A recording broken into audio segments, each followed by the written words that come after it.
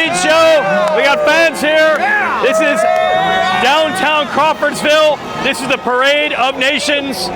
I see an American flag there, but it's actually the Canadian team just went by, and Israel just went by. These are my buddies from Winners Take Y'all. This is the Winners Take Y'all show. Deep down inside, that is my buddy Kevin Kelly. Yeah, Nicholas Black. And deep down in that, Nick and John. Yes, that's correct. Yeah, and deep down, no, we're not. No, don't go deep down inside. This is just part of the. This is what it's supposed to be like. Yes. And John, let me see. That is so well done. That is so well done.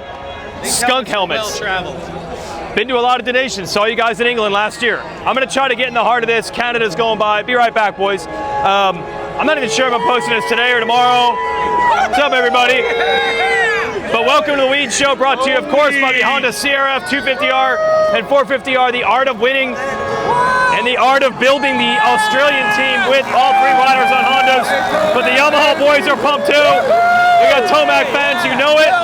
Hey, little Tomac here. Oh, we got some Tomac people for sure. It's like Canada's coming down. Shout out to the Canadians who have hockey sticks to hold up their Maple Leaf flags. And shout out to the town. This is actually a throwback. So none other than the Jeff Stanton, who's up on this stage back here, told me that back in the day, they always used to have a parade in town, whatever small town was hosting the race. Last couple of years, the events just have this opening ceremony on the racetrack. They've got these buses and shuttles to bring all the fans down here to downtown Crawfordsville, which loved this because although the Ironman National is relatively new, I think 2014, this town has been hosting the biggest GNCC, which is probably the biggest dirt bike race in America by the amount of people that are there for, I think, 30 years, since the 90s. So Crawfordsville loves this. All right, I found the guy himself. I found 6-time. So this is actually the way you used to do this. Absolutely. Every one of the donations that I did in Europe, this is where this came from. I remember Sweden on Friday night. Yeah. I got a picture in my trophy room of Wardy, Bradshaw, and I wheeling our bikes downtown. Yeah, so you had your bikes in the parade. Absolutely. We had our bikes in the parade. We left the track, rode our bikes through town. Listen, look how awesome the people. It is awesome. The people dig it. The people dig it. Were you afraid of wear and tear, blowing the motorcycles up? No. You were good. We were much more mellow back then. Oh, okay. We never burned our bikes down after we won a championship like they do now, you know. That's newer. Okay. That's all new. Yeah, okay. But I told Ricky, I'm like, dude, let's ride our bikes through the parade here. I mean, how awesome would it be to leave the track and ride our Triumphs out through town? But you could do that. Yeah. Anyway, we did this back in the day, as they say. I know. I hate saying that, but it's just true. We've done it every year that I was. Usually there's a small town close by enough.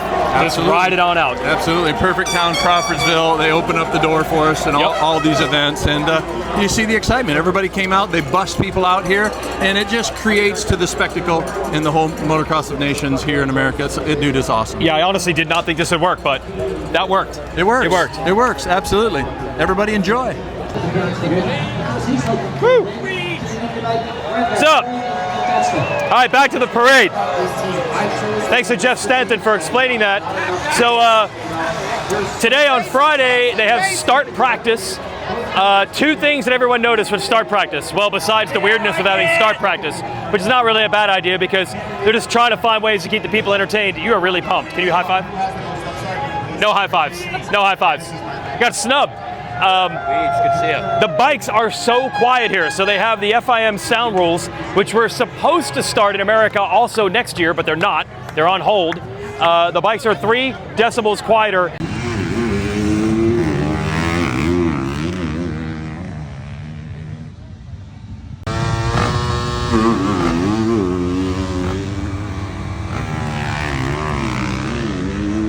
And it is shocking, you're just having conversations 10 feet away from bikes that are doing start practice. And then even weirder, you look around and all the mechanics had to wear helmets only for the start practice. I heard for the motos in the mechanics area, they don't have to wear helmets. But I think Eli Tomac's mechanic wearing a Bell helmet just like Eli when Eli's doing start practice.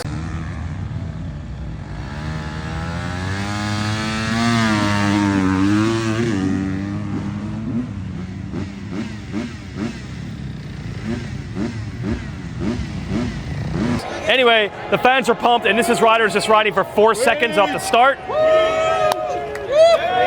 The Teal Muscan there, you just never know who you're going to see. I got to go back to the track and do a live show.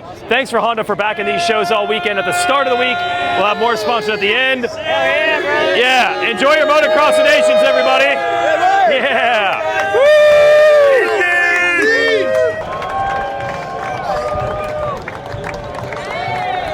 Yeah, Canada!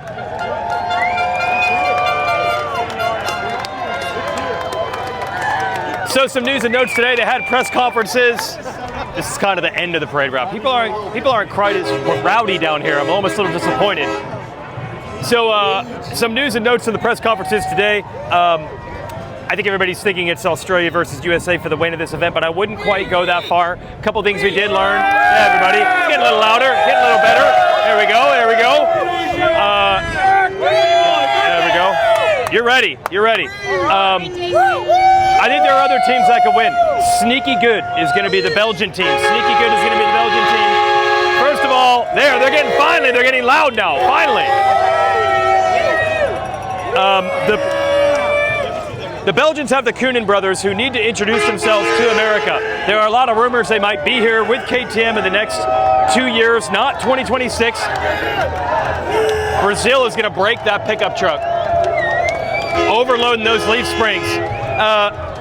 Lucas Koenen nearly won the MXGP World title this year. He's 18 years old. He moved up early to the 450 because, honestly, I think they needed someone to fill the slot of Jorge Prado. And he almost won the title this year. Is that the Brit team? That is the Brit team, Team GB. There's Mark Chamberlain, he's the team manager. That is not your dad's Brit team. It no longer has Tommy Searle or Max Anstey or Dean Wilson. Maybe Anstey gets back next year. I think it's expensive to get a star Yamaha here for Team GB.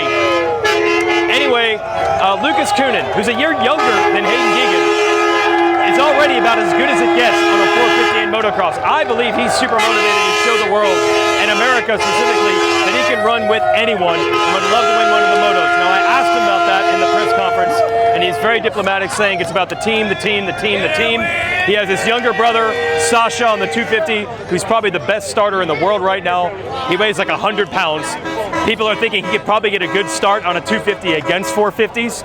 And then Liam Everts, yes, Everts, third generation now, is the open class rider for the team, even though he's normally a 250 Grand Prix rider. But take a wild guess what Liam Everts said.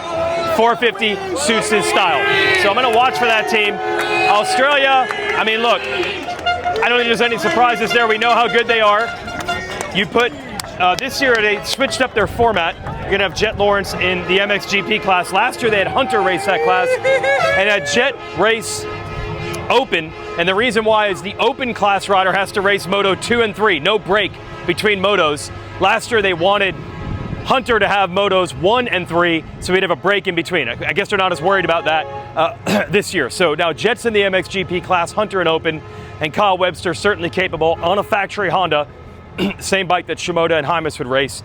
And it just so works out that the Australia team can operate as a team because they're all Honda riders. And the only other rider Honda really has to support here from the American side is Shimoda over there with Japan. So if you're Lars and your technicians and all these other people, you're not being pulled in a million directions. They all happen to work out of the same truck naturally. So I think that's a big advantage that the Australia team has. Plus, they know the track as well as anybody. Heck, even Webster appeared on the Weege show from Ironman back in August when he rode it. And you know Hunter and Jet know this track. So you put those details together, they're going to be tough to beat. I did ask Justin Cooper about switching to the 250. He said he hasn't had a lot of time, but he feels like he has enough time. It's surprising how easy it is to throw that bike around. Hi. And he thinks he can go stronger later into the motos and be more aggressive and not get as tired on the lighter 250. He was pleasantly surprised when he got on it. As for Hayden Deegan, I actually had to talk to Brian this week to find out on Tuesday. There were all these rumors that he rode and that he wasn't going to be on the team. So I just said, what the heck, I'll just call the guy. And shout out to him for being upfront and just saying, like, here's the deal. Yeah, we're out. Here's why. I didn't have to wait for like some press release. He didn't swear him into secrecy on anything. Sometimes when you call people that are that close to the inside, they tell you good stuff and they're like, but do not put any of this anywhere. And then I'm like, Well, now I know not to call because I'm going to be sworn to secrecy on anything good.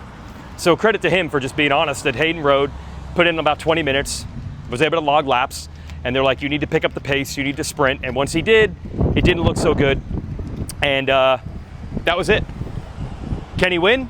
Not in his current condition, a week and a half out of collarbone surgery. Is he better than Justin Cooper right now? Not in his current condition, a week and a half out of collarbone surgery. So that ends the Deegan drama.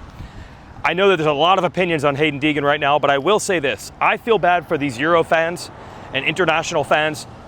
There has to be a lot of people that came here just to watch Hayden Deegan race in person for the first time, and they're going to miss that. The American fans get to see him every weekend, but we know how big his autograph line is. I'm sure there's a lot of fans that are bummed on that.